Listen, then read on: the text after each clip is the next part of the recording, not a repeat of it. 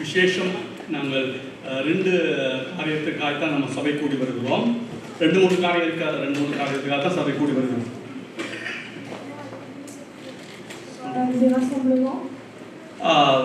ஒன்று முதலாவது மிக பிரதானம் நாங்கள் ஆண்டவராகிய இயேசு கிறிஸ்துவ அல்லது திரியேக தேவனை நாங்கள் ஆராதிக்கிறது.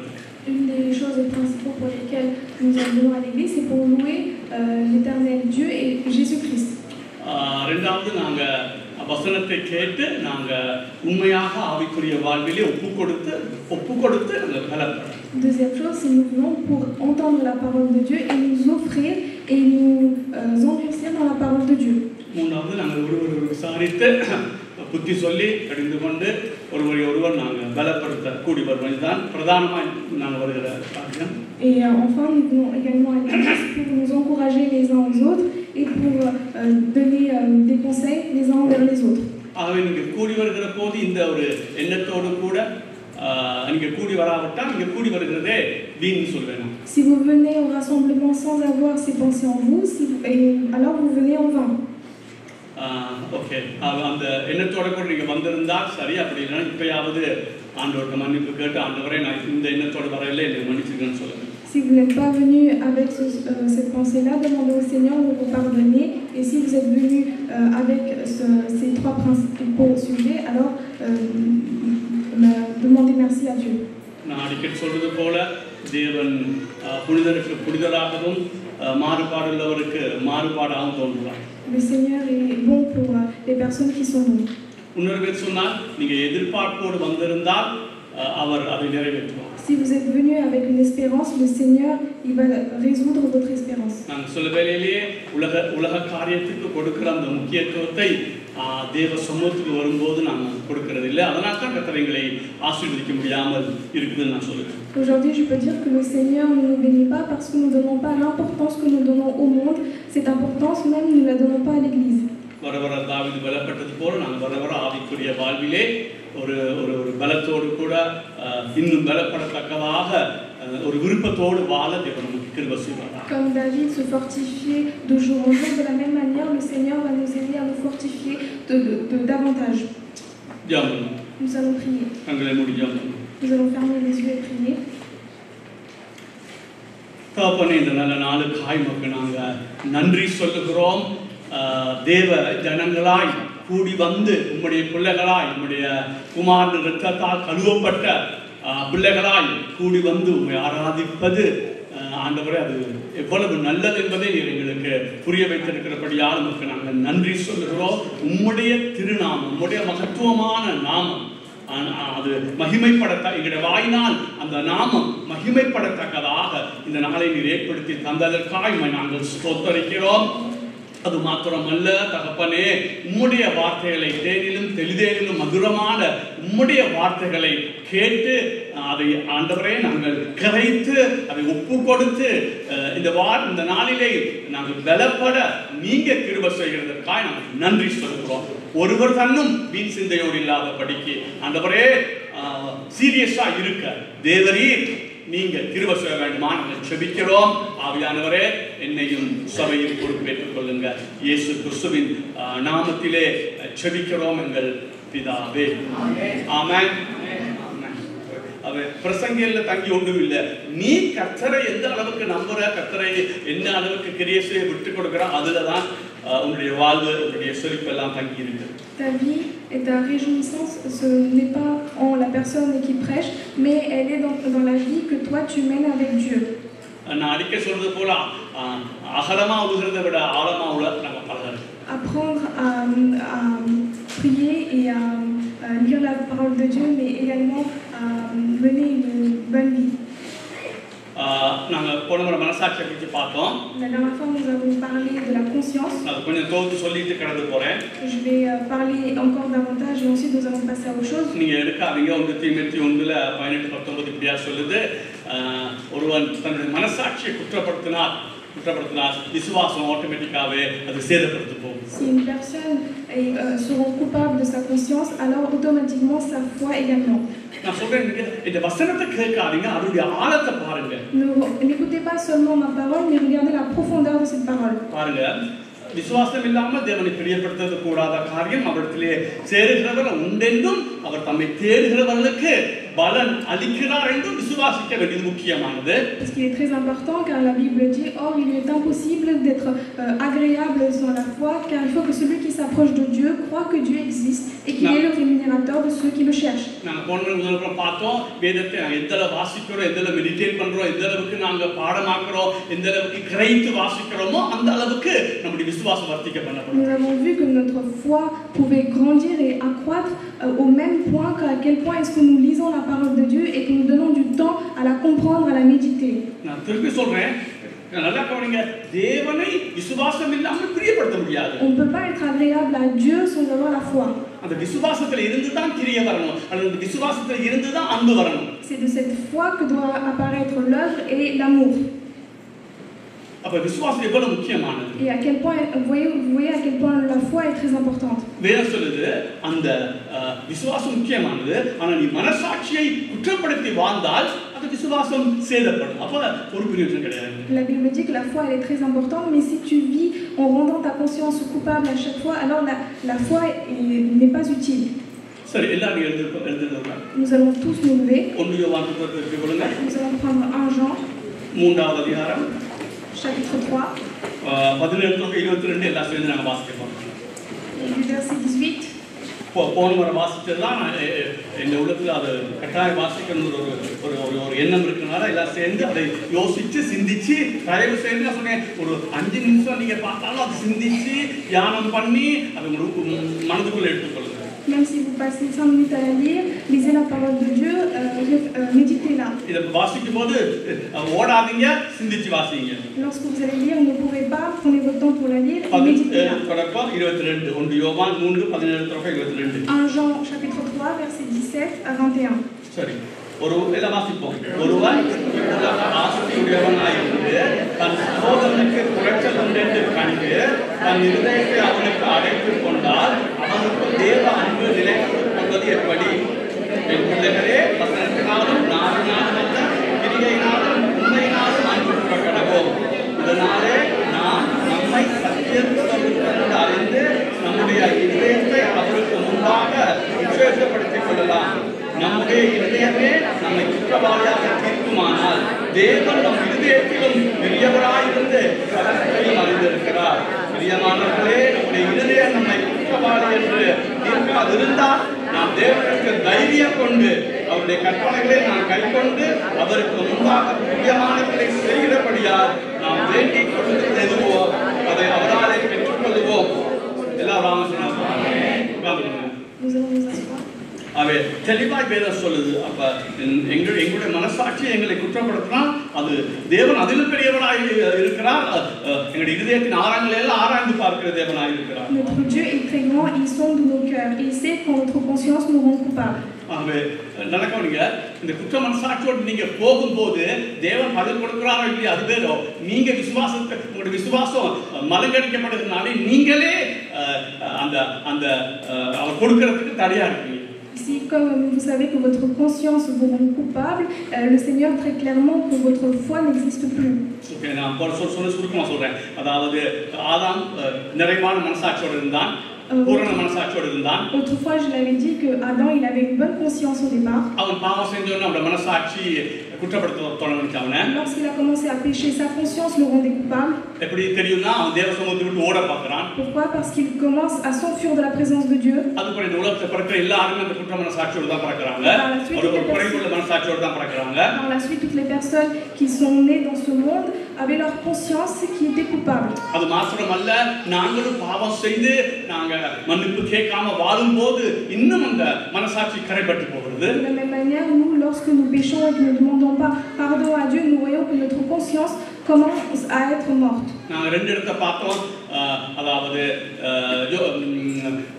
யோவான் 7வது அதிகாரத்தில் 8வது அதிகாரத்தில் நாங்கள் பார்த்தோம் ரட்சிக்கப்படாத யூதர்களுக்கு கூட மனசாட்சி இருக்குன்னு. Nous avons vu dans Jean chapitre 7 et 8 que même les païens, les étrangers avaient une conscience. ஆண்டவர் சொன்னார் யாராவது குற்றம் செய்யாதவங்க பாவம் செய்யாதவங்க ஒரு கல்லெடுத்து தெரியும் சொல்லி எல்லாரும் குற்ற மனசாட்சினாலே அந்த இடத்திற்கு விலகி போனாங்க. Lorsque le Seigneur a demandé à une personne si une personne avait une bonne conscience pouvait lancer la pierre, tout le monde savait qu'ils étaient tous coupables, donc personne n'a lancé la pierre. ரோமர் 2:14-15 இப்படியா சொல்லுது, அதாவது புறஜாதி கூட மனசாட்சி இருக்குன்னு சொல்லி. On voit également que les païens et les étrangers avaient une conscience. நான் சொன்னேன் அந்த புறஜாதியோட மனசாட்சி பூரண மனசாட்சி அல்ல. Mais on voit que la conscience de ces étrangers, de ces païens, n'avait pas une conscience pure. நான் சொன்னேன் அதுக்கு பிறகு சில காரியம் சொன்ன முக்கியமான காரியம் மட்டும் போறேன். இப்ப நாங்கள் ரட்சிக்கப்பட்ட உடனே இயேசு கிறிஸ்து தன் ரத்தத்தினாலே கழுவி எங்களுக்கு புத்தம் புதிய மனசாட்சி தருகிறார். Lorsque nous avons obtenu le salut, le Seigneur nous lave notre conscience et nous donne une conscience pure. 10:22 எபிரேயர் சொல்லுது என்ன துர் மனசாட்சி நீங்க தெளிக்கப்பட்ட இருதயம். On voit dans le verset Hébreux 10:22, approchons-nous avec un cœur sincère. 9:14 சொல்லுது எபிரேயர்ல நித்திய ஆவினாலே தம்மை தாமே பழுதற்ற பலியாக தேவனுக்கு ஒப்புக் கொடுத்த இயேசு கிறிஸ்துவின் ரத்தம் நம்முடைய மனசாட்சியை சுத்திகரிப்பது எவ்வளவு நிச்சயம். Et nous voyons également dans Hébreux 9:17 que le sang de Jésus-Christ purifie notre conscience. ஆகவே இப்ப எங்களுக்கு புத்தம் புதிய மனசாட்சி இருக்குது. Aujourd'hui nous avons une conscience bonne. நான் சொன்னேன் இது ரெண்டு பங்கா. நான் சொன்னேன் எப்பயுமே கிறிஸ்துவோடைய பிரச்சனை நானும் அது பிளவுபடலாம். பலரை நான் பார்க்கிறேன், நானும் எனக்கு நான் பிளவுபடுறது எனக்கு தெரியாது. Je sais que nous voyons les autres qui font des erreurs, mais quand moi je fais des erreurs, je ne le vois pas. Et c'est lorsque quelqu'un me le reproche que je connais mes erreurs. Je regarde les vidéos des grandes personnes qui prêchent la parole de Dieu. Et le plus grand problème des chrétiens, c'est qu'ils vont tout seuls sur une grande route. À chaque fois, ils sont à l'extrémité. Ils sont soit tout au fond à gauche, soit tout au fond à droite. La conscience, elle est pareille.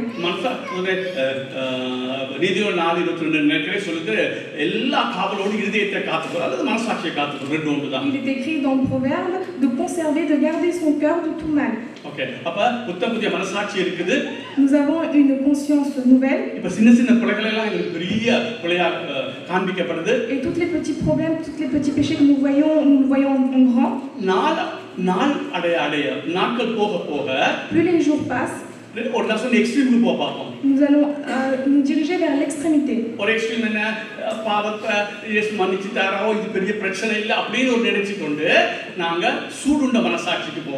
Et nous avons l'habitude de parfois d'un autre côté de dire le Seigneur va me pardonner mes péchés, etc.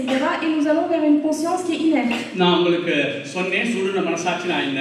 அதாவது முதலாவது தரம் தேவ சொல்றதுக்கு கீழ்ப்படியாமல் விட ஒரு 4 தரம் 5 தரம் 10 தரம் ஒரு காரியத்துக்கு நீ கீழ்ப்படியாமல் விட அது சூடுண்ட மனசாட்சியா போயிடும். Qu'est-ce qu'une conscience inerte ou engourdie? C'est une conscience qui, lorsque nous péchons, le Seigneur nous dit de pardonner, demande de nous repentir de nos péchés, mais nous ne continuons pas, nous continuons à pécher. Et là, cette conscience devient inerte et engourdie. சூடுண்ட மனசாட்சினா என்ன? Qu'est-ce qu'une conscience inerte? Tu vas faire un péché. Lorsqu'une personne va reprocher le péché que tu as fait, toi, tu n'as pas l'impression que c'est un péché. Je dis par exemple, il y a un mari qui est en colère contre sa femme. La première fois, il se rend coupable. Et une deuxième fois, il est également en colère, il se dispute avec elle. Et par la suite, il continue à faire ainsi. Et par la suite, il va tellement continuer à le faire qu'à un moment donné, il ne va même pas se rendre compte que ce qu'il fait, c'est une erreur.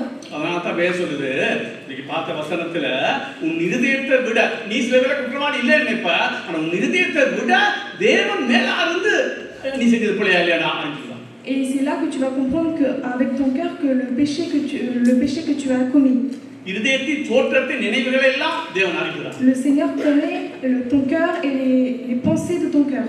இப்போ நீ கொலை விட்டு வந்து இப்போ நீ செய்யும்போது நீ கொலையே இல்லை நினைக்கிற.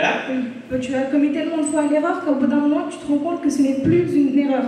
ஆனா இதயத்துக்குள்ளே ஆராய்ந்து பார்க்கிற தேவன் நீ எப்படி எந்த நிலைமையில வந்து இப்போ நிக்கிற அப்ப இது சுடுன மனசாட்சி உனக்கு ஒரு பதிலும் கொடுக்க மாட்டார். Mais le Seigneur qui sonde les cœurs et les pensées sait maintenant à quel point ta conscience est inerte. சுடுன மனசாட்சி இன்னொரு பேர் சொன்னா நீ வஞ்சிக்கப்பட்டிருக்கிறதா. D'une autre façon on peut dire que conscience inerte c'est que tu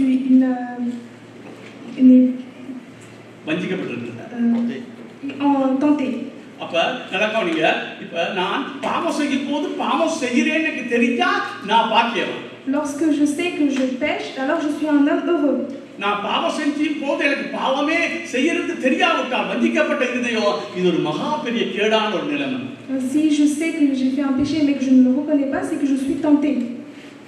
நான் போன முறை சொன்ன மாதிரி திரும்ப சொல்றேன், யாராவது நீங்க நான் சொல்றேன் சும்மா சின்ன கீழ்ப்படியாமையில நீங்க போய்கொண்டே இருந்தா நீங்க சுடுன மனசாட்சிக்கு தான் போய் சேருவீங்க. ஒரு சிலர் நீங்க அந்த சுடுன மனசாட்சியை கூட இருக்கலாம். Si lorsque vous faites une erreur, vous ne repentez pas de vos péchés et que vous continuez à le refaire, même les plus petites erreurs, c'est que vous vous dirigez vers une conscience inerte. பாவம் செய்யாத மனுஷன் இல்ல. Il n'y a pas d'homme qui ne fait pas de péché. ஆனால் நாம் அதை சொன்னேன் அந்த ஆரம்ப படியிலேயே இது அட்லீஸ்ட் பாவம்னு தெரிஞ்சு சரி நான் இதுல திருந்தணும்னு உணர்கிற மனுஷன் பாக்கியவான். Mais dès le commencement, lorsque l'homme commence à ressentir qu'il a fait un péché et qu'il se repent de ses péchés, alors c'est un homme heureux. இந்த யோவான் 1:18-22 திருப்பி வாசிங்க. Relisez plusieurs fois 1 Jean chapitre 3 verset 17. மனசாட்சியிலும் தேவன் மேலாய் இருந்து நியாயத்தீர்ப்பார். Par-dessus même votre conscience, le Seigneur est un juge. Pourquoi? Parce que certaines consciences ne vous rendent pas coupable de vos actions. Parce que votre conscience n'est pas pure. Elle est devenue inerte. Mais par-dessus tout cela, Dieu va vous juger.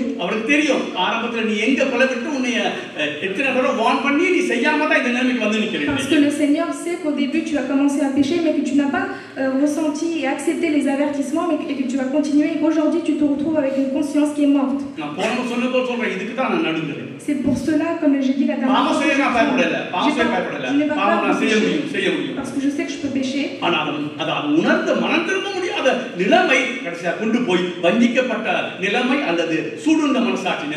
Mais à la fin, lorsque je ne repens pas de mes péchés et que je continue à faire, je vais me retrouver avec une conscience totalement morte. Et ça, c'est une extrémité. Et de l'autre côté, je fais un péché. Lorsque je n'étais pas encore sauvé, je n'avais pas de culpabilité. Je ne dis pas que je n'ai pas de culpabilité.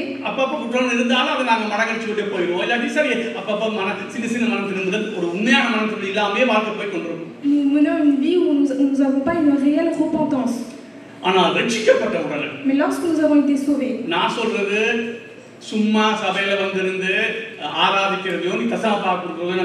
moi je ne parle pas du fait que tu viens à l'église et que tu participes et que tu donnes la dîme. J'aimerais vous parler du salut 5 minutes. Qu'est-ce que le salut? J'accepte que je suis un pécheur. Quand je dis péché, c'est pas seulement faire l'adultère ou frapper sa femme. Mes pensées sont pas correctes. J'ai l'habitude de parler sur les critiques, les voleurs. Je ne respecte pas ma femme. Ou la femme qui n'obéit pas à son mari. Peut-être qu'à l'extérieur vous obéissez mais qu'à l'intérieur vous éprouvez de la rancune envers la personne. Ou que vous êtes dans n'importe quel péché. Lorsque le Saint-Esprit vous touche,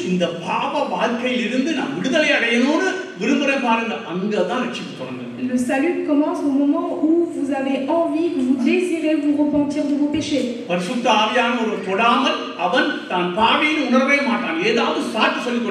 Personne ne peut reconnaître et ressentir son péché jusqu'à ce que le Saint-Esprit le touche.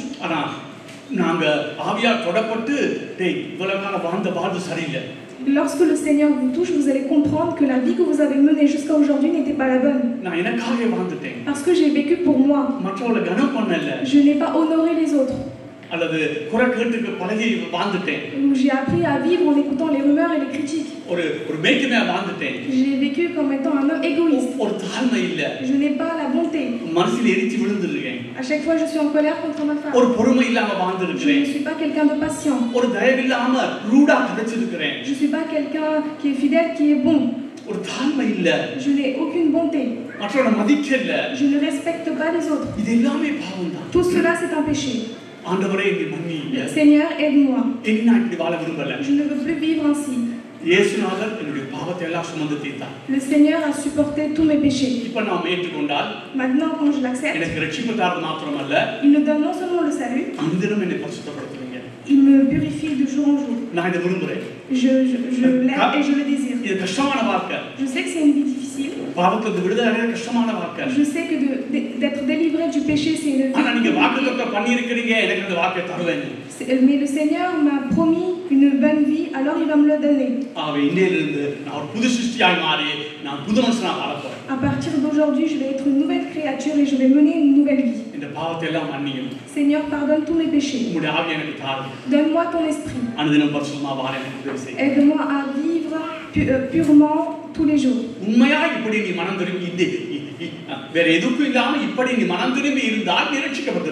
Si tu as vraiment ressenti cela et que tu t'es repenti de cette manière, alors réellement, tu as été sauvé. Si tu l'as réellement ressenti et que tu l'as confessé, alors le Seigneur est en train de purifier ton cœur par son sang. Alors son sang va purifier ta conscience. Il va te donner une nouvelle conscience. Ok, maintenant vous avez une nouvelle conscience. D'un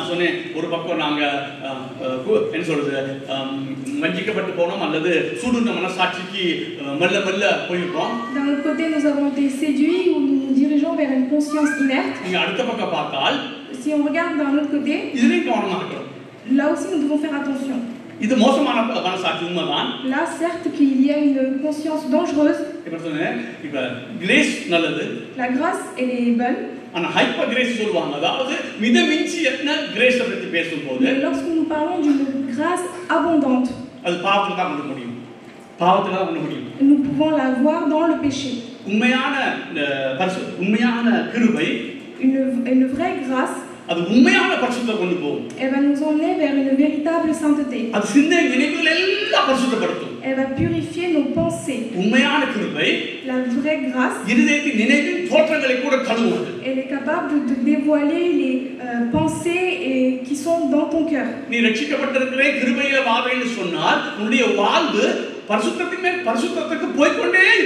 Si tu penses que tu peux mener une bonne vie sous la grâce, alors tu peux te diriger vers la vie de sainteté. Qu'est-ce que la grâce qui surabonde? C'est une grâce qui n'a pas de limite.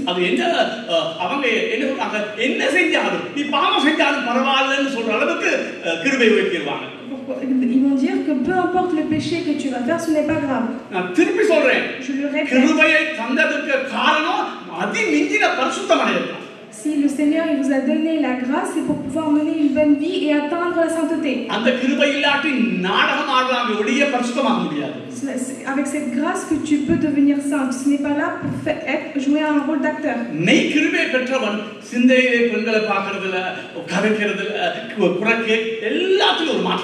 Celui qui a reçu la vraie grâce de Dieu va commencer à changer sa vie. Je ne le dis pas à 100%.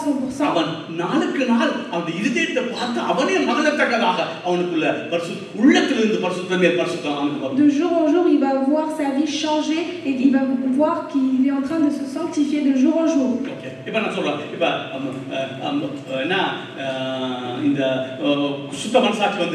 Là, nous avons une conscience nouvelle. Et tous les petits problèmes que nous rencontrons, tous les petits péchés que nous les voyons en très grand. Qu'est-ce qui se passe?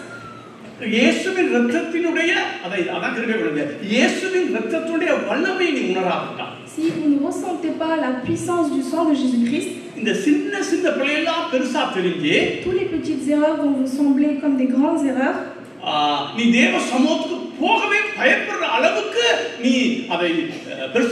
Tu vas tellement le regarder comme un péché très grand que tu auras peur d'aller à la présence de Dieu.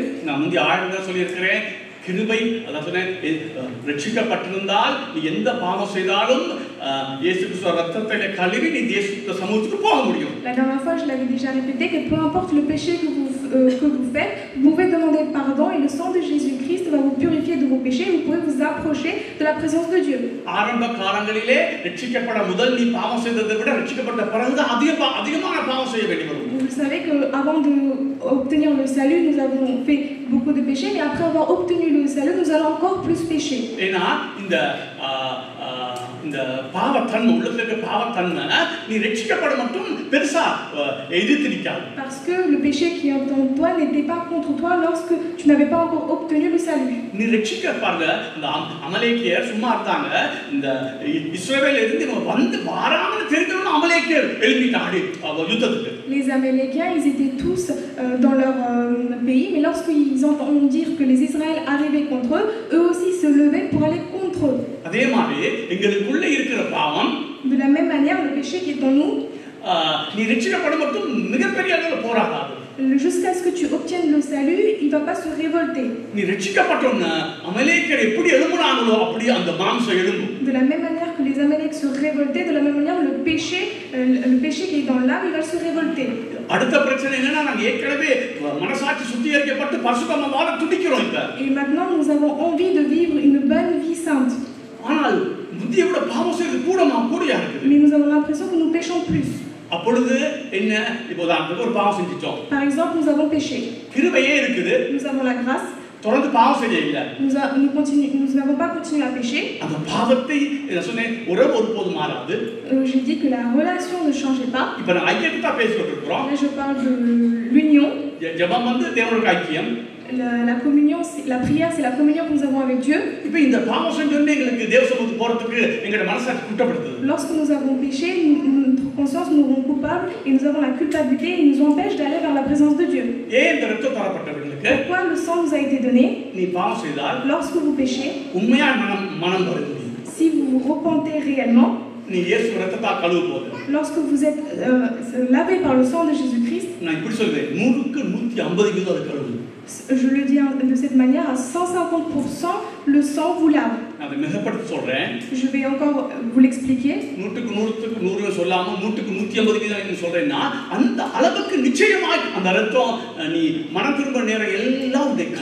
Pourquoi je dis à 150%?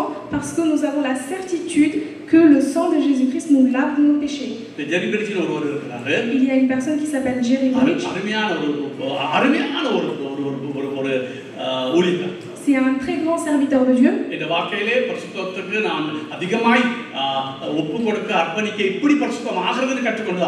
C'est de lui que j'ai appris à comment mener une bonne vie sainte pour l'Éternel. Et il dit de ne pas avoir peur. Il le dit. Par exemple, au commencement, lorsque nous avons obtenu le salut, et à 99%, nous sommes dans le péché. Je peux lever les deux mains et dire Amen. Parce que dans mon péché qui est la convoitise des yeux, j'ai chuté plusieurs fois.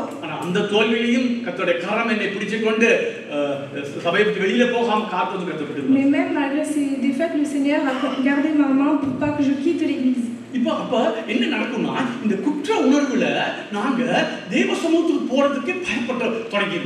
là, comme nous avons la culpabilité qui est en nous, nous avons peur d'approcher de la présence de Dieu. Nous avons fauté une première fois. Le sang de l'Éternel nous a lavé. Et de la deuxième manière, nous retombons dans le même péché. Et une troisième fois.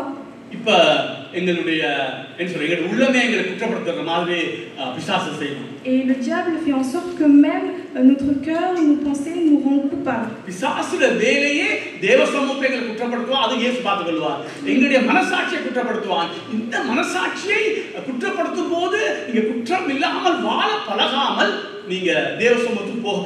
Le diable continue de nous rendre coupables devant Dieu et devant Jésus-Christ. Et il fait en sorte également que notre conscience nous rend coupables.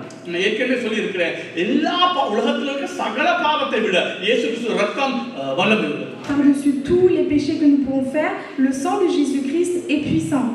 Si vous ne ressentez pas cela, par exemple une troisième fois vous avez péché, et là vous commencez à vous diminuer dans la vie de prière. Vous-même vous allez réfléchir.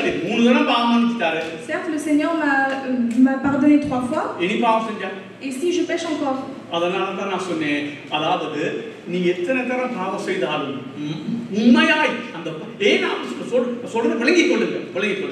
y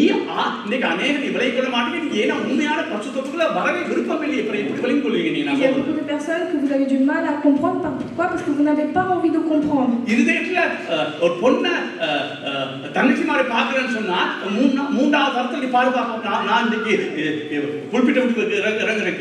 vous n'avez pas le droit de regarder une femme avec convoitise, est-ce qu'une troisième fois vous êtes capable de vous retenir et de ne pas la regarder?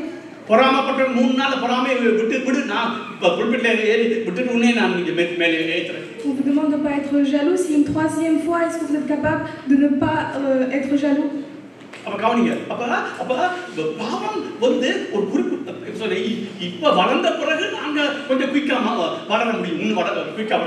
Maintenant que nous avons grandi, nous sommes capables de progresser rapidement.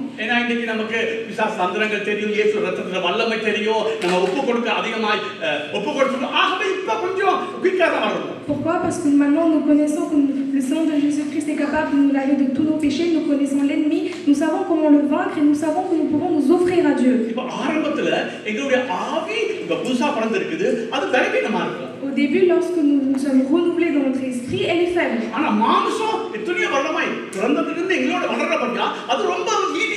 Mais la chair, comme elle est toujours là depuis que nous sommes nés, elle va se révolter. Notre esprit est faible et notre chair est puissante. Alors certainement nous allons tomber.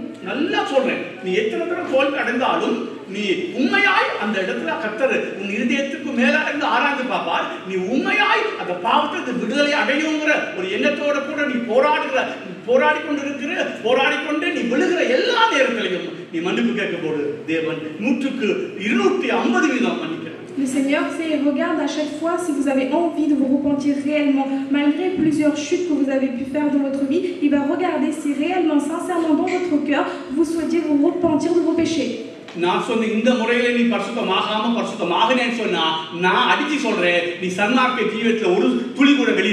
Si vous dites qu'aujourd'hui vous êtes devenu saint et que vous n'avez plus de péché, ça veut dire que vous menez une vie mondaine.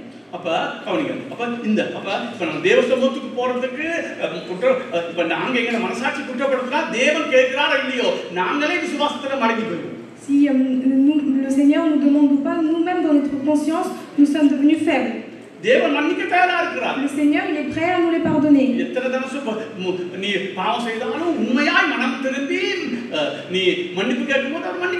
Peu importe le nombre de fois où vous faites des péchés, si vous vous repentez réellement, il est prêt, fidèle à vous les pardonner.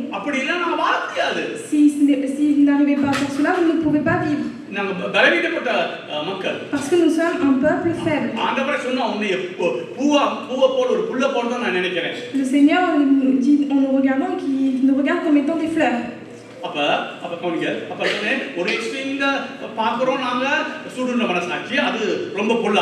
D'un autre côté, d'un autre extrémité, nous voyons qu'il y a une conscience inerte.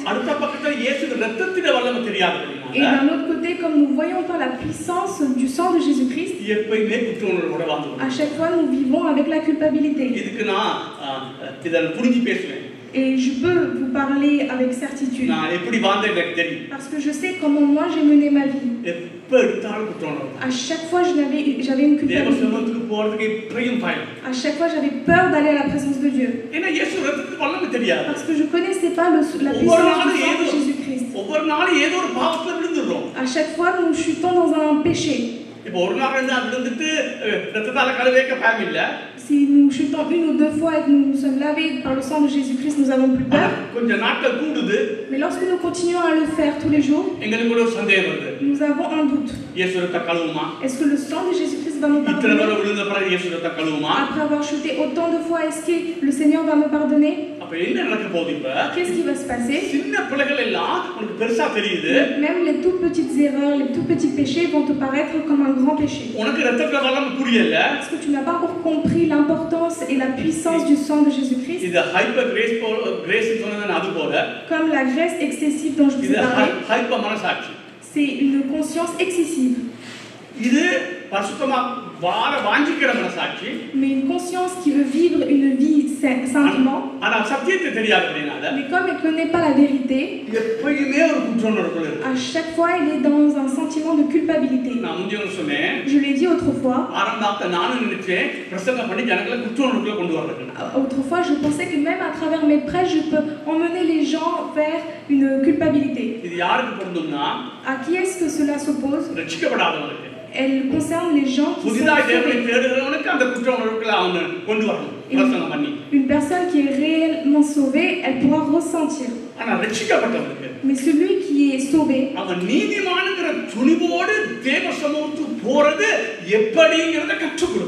et on doit lui apprendre à comment aller à la présence de Dieu en étant injuste.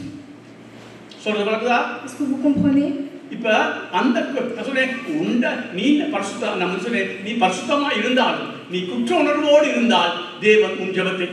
Si tu vis une vie saintement, mais que tu as quand même la culpabilité en toi, ça veut dire que tu n'as pas encore réellement reçu le Seigneur.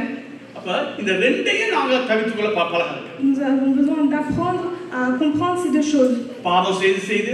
En faisant des péchés, de ne pas obéir lorsqu'on vous dit d'obéir la première fois.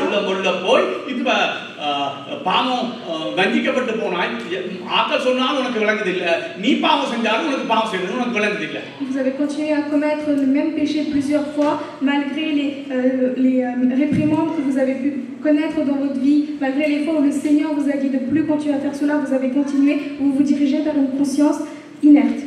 D'un autre côté, parce que nous n'avons pas compris la puissance du sang de Jésus.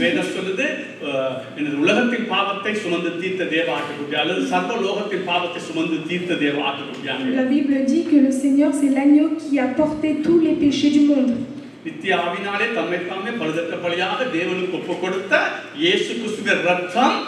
Le sang de Jésus-Christ, qu'est-ce qu'il va faire?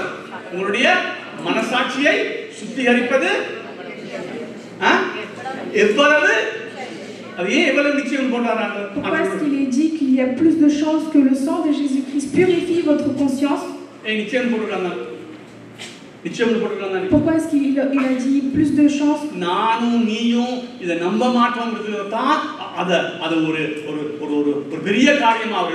Pourquoi il est écrit ainsi? Parce que c'est certainement parce que nous n'allons pas y croire.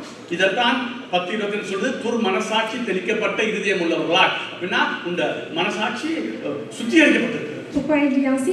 Parce qu'il sait que ta conscience elle est totalement purifiée.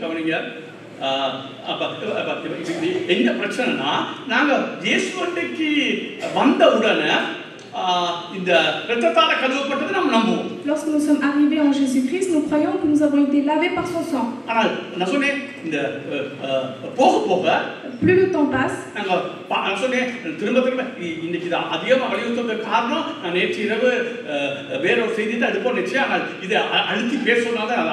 pourquoi je m'appuie sur ce sujet encore? C'est parce qu'hier soir, le Seigneur m'a appuyé pour que je continue à prêcher sur ce sujet. Dans cette église, il y a certainement deux côtés. D'un côté, nous avons une conscience engourdie. Il ne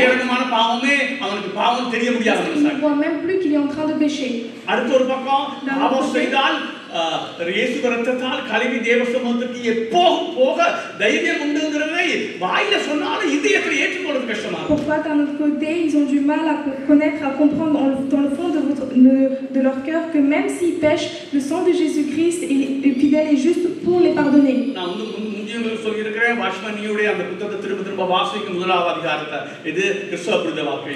J'ai dit plusieurs fois de lire un livre de Washmani sur comment mener une nouvelle vie. கவனிங்க, நான் சொன்னேனே இப்ப முதல் தரம் நாங்க ரத்தத்தால கழுவப்பட்டோம் இயேசுங்கிற ரட்சித்தார்னா நாங்க சந்தோஷமா ஆடி பாடி வருகிறோம் தேவ சபைக்கு. La première fois que nous avons été sauvés par le sang de Jésus-Christ, nous sommes dans la joie et nous venons à l'église dans la joie. ஆனால் அதுக்கு பிறகு par la suite பாவம் செய்யும்போது மன்னிப்பு கேட்டு தேவ சமூகத்துக்கு போக மட்டும் எங்களை குற்றம் நடக்குது. Par la suite, lorsque nous péchons, nous n'arrivons plus à demander à Dieu de pardonner nos péchés et d'aller à la présence de Dieu.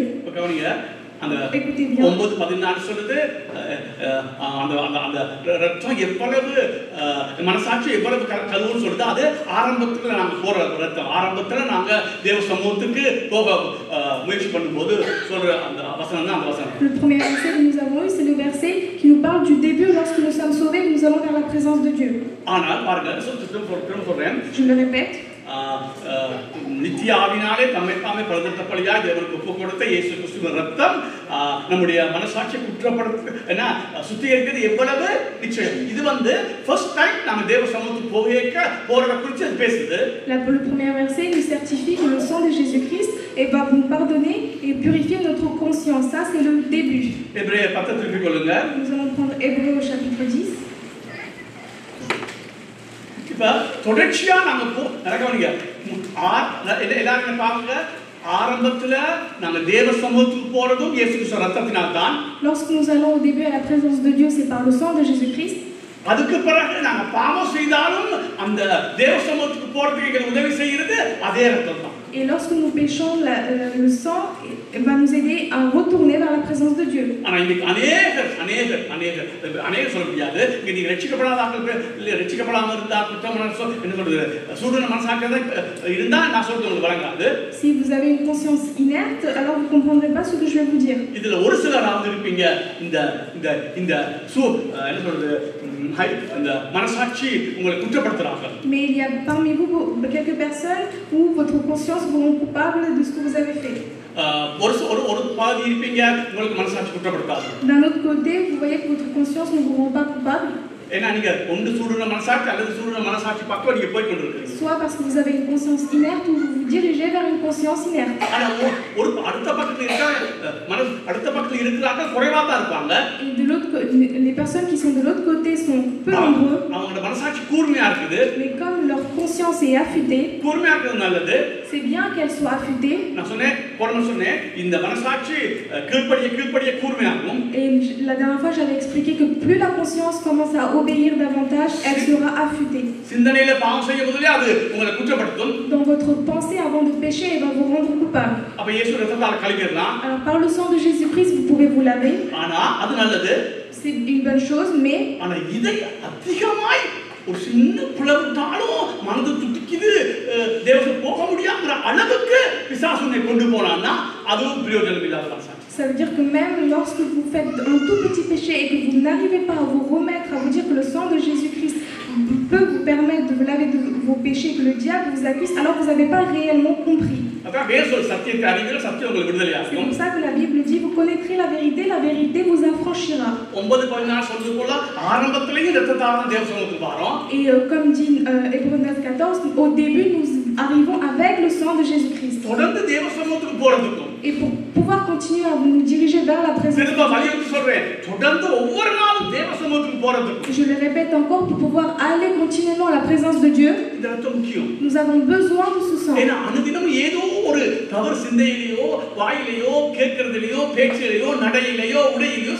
Parce que quotidiennement dans notre action, dans notre pensée, dans la façon dont nous nous comportons, nous péchons. Mais comme vous avez envie d'aller vers la sainteté, même les tout petits péchés, le Dieu va vous les montrer, va vous les révéler. Alors tu vas commencer à avoir peur d'aller à la présence de Dieu. Et vous allez vous dire, est-ce que je pêche plus que les autres? இல்ல அவன் பாவமே அவனுக்கு பாவம்ல என்னன்னே விளங்கல்ல. நீ உண்மையாய் பரிசுத்தமாக துடிக்கிறபடினால் தேவன் சின்ன சின்ன காரியத்தை உனக்கு பாவமா காண்பிக்கிறார். ஏன்னா நீ பரிசுத்தப்பட நீ பரிசுத்தமாய் இருக்கிற. Non, parce que la personne qui est à côté de toi n'a pas réellement compris qu'il est un pécheur, mais toi le Seigneur est en train de te diriger vers sa présence, de te corriger, de montrer que tu es quelqu'un de pécheur et que le sang de Jésus-Christ est capable de te les pardonner. இப்போ அந்த நேரங்களில் தான் நாங்க நினைக்கிறோம் மற்றவங்களை கூட நாம அதிக பாவம் செய்கிறோம், தேவன் எங்களோடு உறவாட மாட்டார், இப்படிப்பட்ட பாவியோடு தேவன் இடைப்பட மாட்டார் நாம் நினைச்சு கொள்றோம். Et c'est à ce moment-là que nous pensons que j'ai fait un grand péché, que je continue à pécher, que le Seigneur ne va pas m'accepter. உண்மை அதுவல்ல. Ce n'est pas ça la vérité. நீ பரிசுத்தமாக குடிக்கிறபடியினால், toi comme tu as envie de devenir saint, நீ உன் மனசாட்சி கூர்மையா வைத்திருக்கிறபடியினால், parce que tu as une conscience affûtée, சின்ன சின்ன பாவங்கள் எல்லாம் உனக்கு இமயமலை போல தெரியுது. même les petits péchés te semblent comme être des montagnes. அப்பதான் நீ கவனமா இருக்கணும். C'est à ce moment-là que tu dois faire attention. இயேசு ரத்தத்தின் வல்லமை புரியணும். Parce que tu as besoin de connaître réellement la puissance du sang de Jésus-Christ. நான் ஆரம்பத்தில் ரட்சிக்கப்பட்டது இயேசு ரத்தம் தான். Au début, quand j'ai été sauvé, c'est par le sang de Jésus-Christ. இன்னைக்கு நான் பாவம் செய்தால் அதே இயேசு ரத்தத்தாலே நான் ஒவ்வொரு முறை மனம் திரும்பும்போது தேவன் அந்த ஐக்கியத்திலே குறைவார். Et aujourd'hui, à chaque fois que je pêche et que je repens de mes péchés, c'est le sang de Jésus-Christ. C'est le même sang qui m'a sauvé la première fois. இப்போ கவனிங்க, நான் வாசிக்கிறேன். இது 10வது அதிகாரத்திலே நான் வாசிக்கிறேன். Nous allons lire, je vais lire le chapitre 10. இந்த 19 நான் வாசிக்கிறேன். Je vais lire à partir du verset 19. இப்போ இது நீ ஆரம்ப ரட்சிப்பு சொல்லல, அனுதினம் தேவ சமூகத்துக்கு போறது தான் பேசுது. Là, ça ne parle pas seulement de lorsque vous êtes sauvé la première fois, mais que lorsque vous allez être sauvé quotidiennement. கவனிங்க 19. ஆகையால் சகோதரரே, நாம் பரிசுத்த ஸ்தலத்திலே பிரவேசிப்பதற்கு இயேசுவானவர் தமது மாம்சமாகிய திரையின் வழியாய் புதிதும் ஜீவனமான மார்க்கத்தை நமக்கு உண்டு பண்ணினபடியால் அந்த மார்க்கத்தின் வழியாய், இது இயேசு ரத்தத்தோட மார்க்கத்தின் வழியாய் பிரவேசிப்பதற்கு, எங்க மகா பரிசுத்தத்தில் பிரவேசிப்பதற்கு அவருடைய ரத்தம் நமக்கு தைரியத்தை உண்டாக்குறபடினாலும் தேவனுடைய வீட்டின் மேல் அதிகாரியான மகா ஆசாரி ஒருவர் இருக்கிறபடினாலும் இது இவ்வளவும் எங்களை உற்சாகப்படுத்துது தேவ சமூகத்துக்கு போறதுக்கு. பாருங்க, voyons dans le verset 19 à 22.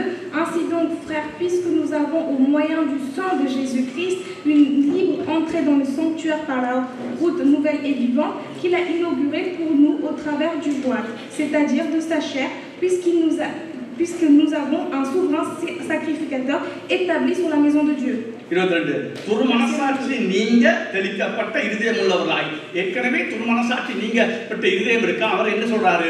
இனி பயப்படாம அந்த துர்மனசாட்சி நீங்கப்பட்ட இருதயம் உனக்கு இருக்குது, நீ போ தேவ சமூகத்துக்குள்ள. Il est décrit ici, approchons-nous avec un cœur sincère, dans la plénitude de la foi, les cœurs purifiés d'une mauvaise conscience. விசுவாசத்தின் பூரண நிச்சயத்தோடு போ. Et il dit d'y aller à la présence de Dieu avec la plénitude de la foi. ஆகவே ஆரம்பத்தில் ரட்சிப்பு ரத்தத்தால். Au début, le salut, c'est par le sang de Jésus-Christ. தேவ சமூகத்துக்கு அனுதினமும் நாங்க பாவம் செய்யும் பொழுது ரத்தத்தால கழுவி போறதுக்கு ஒரு துணிவு நான் சொல்றேன், துணிவு வேணும். Nous avons besoin d'une force, d'une certitude pour pouvoir retourner à la présence de Dieu.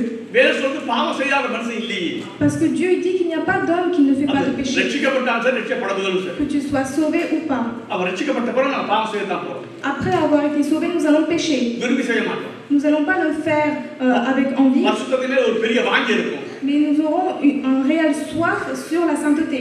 ஆனால் அனுதினம் ஏதோ ஒரு வகையில நாங்கள் தவறத்தான் செய்வோம். Mais certainement, de quelque manière, nous allons faire des péchés. அப்படி தவறும் பொழுது, mais lorsque nous nous égarons, திருப்பி சொல்றேன், தவறும் போது பயத்தோடு இல்ல, தைரியத்தோடு, எஸ்ப்பா நான் செஞ்சதுக்குள்ள ரத்தத்தால கழுவிட்டேன், இவ்வளவு தான். அதுக்கு பிறகு 100% அப்பா பிதாவே தேவ சமூகத்துக்கு போக பழகாவிட்டால்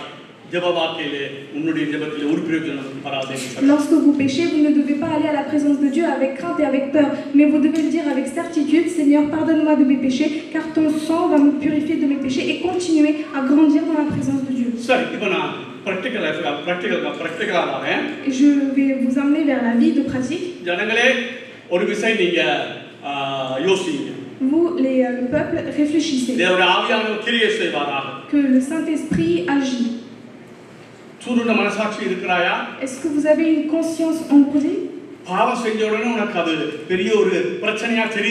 Lorsque vous péchez, vous ne voyez pas que c'est un péché? Est-ce que vous pensez que le fait de disputer votre femme, ce n'est pas un péché? Est-ce que le fait de regarder une femme avec convoitise, ce n'est pas un péché? Est-ce que comme David, votre cœur ne bat pas en vous? Tous les jours, vous menez une vie normale? Et tous les jours, est-ce que le Seigneur ne vous appelle pas pour que votre cœur soit purifié? Je le répète clairement que vous n'êtes pas un homme sauvé.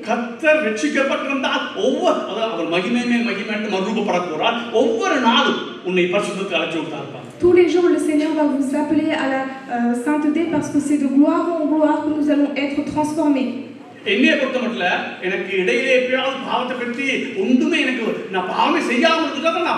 Parfois j'ai peur parce que j'ai l'impression de ne pas connaître que je pêche.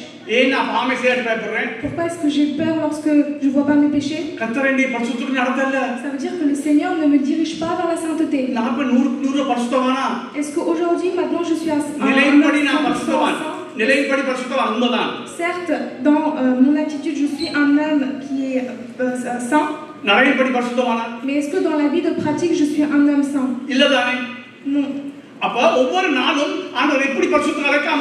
Alors comment est-ce que tous les jours Dieu peut te regarder sans t'appeler vers la repentance, vers la sainteté?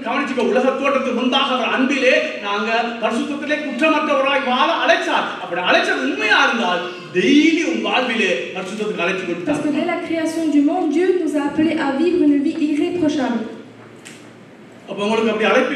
Est-ce que vous n'avez pas cet appel? Aujourd'hui, est-ce que vous menez une vie sans problème?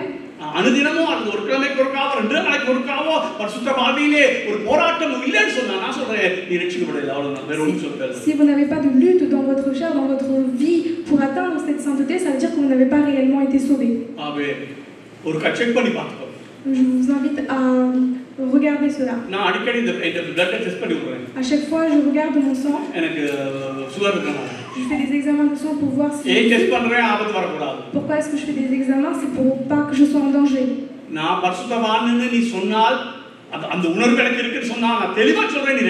Si tu dis que aujourd'hui tu es un homme saint, que tu ne fais pas de péché, c'est que tu n'as pas réellement été sauvé. C'est vrai que d'une manière tu es un homme sauvé. Mais dans la vie pratique, si tu dis que tu es un homme saint qui ne fait pas de péché, c'est que tu n'as pas été sauvé. D'un autre côté, si quelques gens parmi vous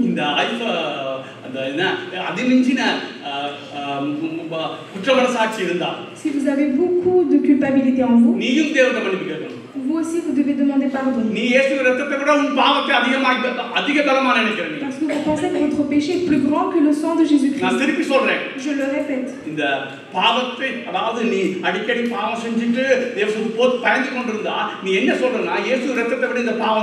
Si à chaque fois que vous péchez, vous avez peur d'aller à la présence de Dieu parce que vous avez fait beaucoup de péchés, c'est parce que vous croyez que le péché est plus grand que le sang de Jésus-Christ.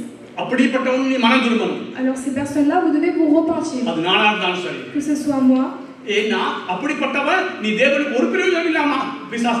Pourquoi? Parce que ce genre de personnes, le diable va transformer en sorte que ces personnes soient inutiles aux yeux de l'Éternel. C'est vrai d'avoir une conscience affûtée, mais c'est pas bien d'avoir cela à l'extrémité. C'est vrai que dans le lieu très saint, il y a l'arche de l'alliance de l'Éternel. Reste dans le lieu très saint. Essaie de garder une conscience affûtée. Mais pas une conscience affûtée excessive.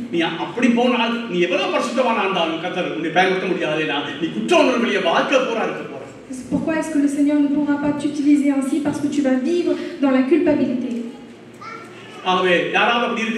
Est-ce qu'il y a des personnes parmi vous qui êtes comme ça?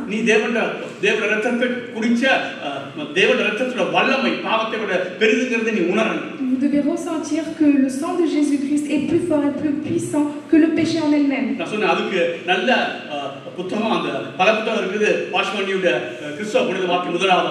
C'est le livre que je peux vous conseiller, c'est le livre de Washmani, Comment mener une bonne vie. அந்த அந்த ஆரம்பத்தில் அப்படி வரும். மொல்ல மொல்ல மொல்ல மொல்ல கூர்மையான மனசாட்சி வாரங்களுக்கு அதிமிஞ்சின மனசாட்சியில குற்றப்படுத்துறது வரும். Certes, petit à petit, vous allez avoir votre conscience qui va vous rendre coupable, même si vous avez une conscience affûtée. Mais vous devez apprendre. Certes, Seigneur, j'ai une conscience affûtée. Je ne veux pas avoir cette conscience affûtée en excès. Parce que j'ai besoin de ressentir le sang de Jésus-Christ. Lorsque je pêche, j'ai besoin de me repentir. Après, je n'ai pas besoin de repenser aux péchés que j'ai faits et de me lamenter sur ces péchés. Peu importe le nombre de fois où l'ennemi va me diriger vers ces péchés, je dois les vaincre par le sang de Christ.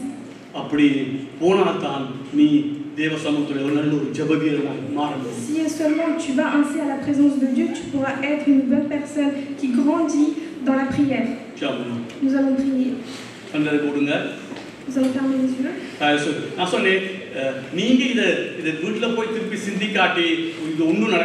Si vous n'allez pas si vous ne rentrez pas chez vous et que vous ne reméditez pas sur les paroles que vous avez entendues, alors elle sera en vain. Moi-même, j'ai besoin de rentrer chez moi et de reprendre et de réécouter cette prêche. Vous devez penser. Comment est votre conscience? Est-ce que vous avez une conscience affûtée? Ou est-ce que vous avez une conscience qui, par contre, vous avez peur d'aller à la présence de Dieu? Ce genre de personnes, vous devez vous repentir. Parce que je sais qu'il y aura très peu de personnes. Parce que ce sont des personnes qu'on peut compter avec les doigts de la main.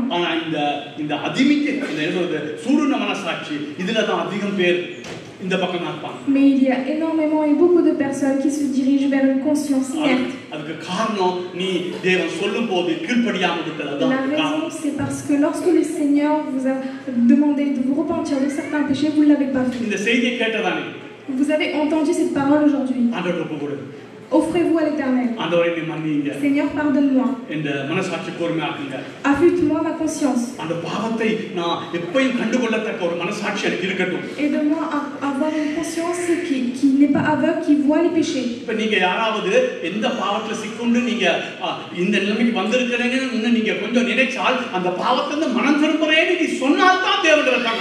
Si vous voyez que c'est à travers ces péchés-là que vous êtes arrivé à ce niveau-là, alors vous avez besoin de confesser ces péchés.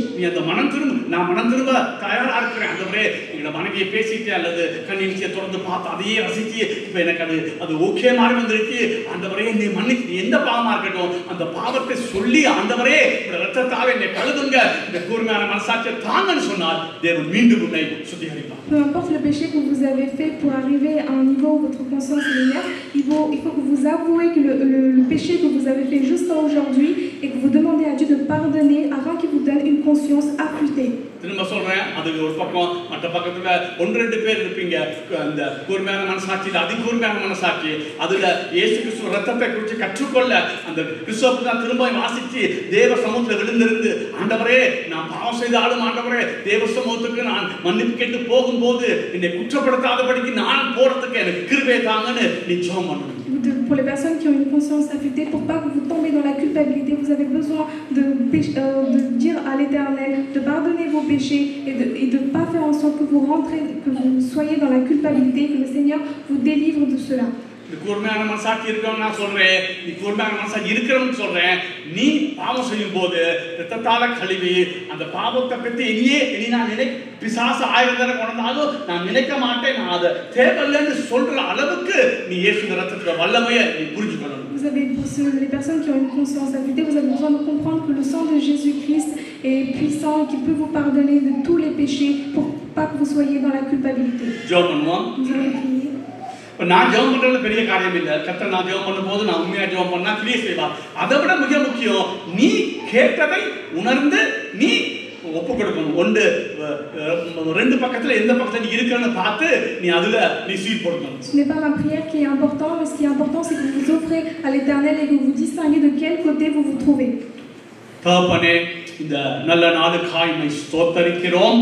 உம்முடைய வார்த்தையிலிருந்து மனசாட்சியை குறித்து 2 கிழமை தெளிவாய் பார்க்கக்கூடியதாய் நீர் எங்களுக்கு தந்த கிருபைக்காய் ஆண்டவரே உமக்கு நாங்கள் நன்றி சொல்லுகிறோம். பரிசுத்த பிதாவே, உம்மை நம்பி நான் இந்த ஜெபத்தை ஏறெடுக்கிறேன். அது நானா இருந்தாலும் சரி, ஆண்டவரே இந்த சபையிற்கு எவராய் இருந்தாலும் சரி, இந்த 2 பக்கத்துல எந்த பக்கம் இருக்கிறாங்க புரிந்து கொண்டு ஆண்டவரே பரிசுத்த ஆவியானவரே நீர் கிரியை செய்து 2 பக்கத்திலையும் நாங்கள் சீர்பொருந்து ஆண்டவரே ஒரு பொறுமையான மனசாட்சியோடு வாழ தேவ சமூகத்துக்கு எப்போதும் எங்க ஜெபம் கேட்கப்படும், எங்களுடைய அப்பா கேட்பார் அந்த உணர்வோடு கூட எப்போதும் ஜெபத்துக்கு போக தேவரீர் எங்களுக்கு கிருபை செய்யுங்க. இயேசு கிறிஸ்துவின் ஈடியேற்ற நாமத்திலே ஜெபிக்கிறோம் எங்கள் பிதாவே.